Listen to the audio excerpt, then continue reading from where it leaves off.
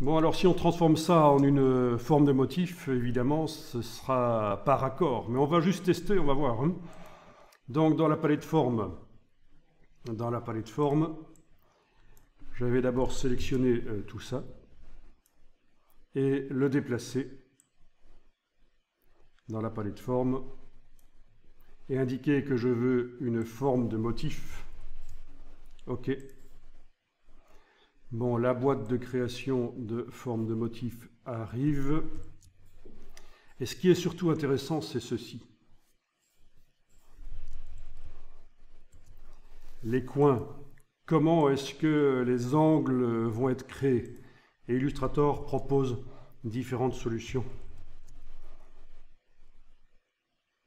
pour les angles. Bon, pour l'instant, la solution qu'il a proposée, là, le découpage automatique, elle est pas mal. Ça pourrait être intéressant, c'est un choix graphique d'avoir une déformation comme ça. Pourquoi pas? Allez, on va prendre ça. De toute façon, c'est modifiable par la suite. Et alors, ce qui serait intéressant aussi, c'est de déterminer les autres angles qu'il n'a pas fait.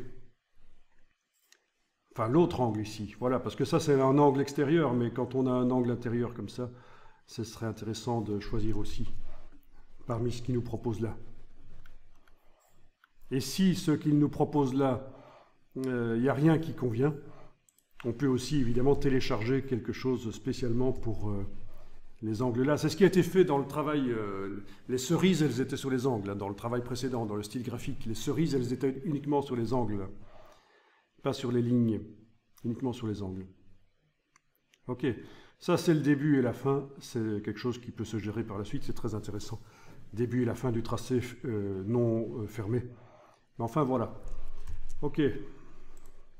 Alors, ce qu'il ne faut surtout pas faire une fois qu'on a cliqué sur OK, c'est d'aller cliquer sur la brush.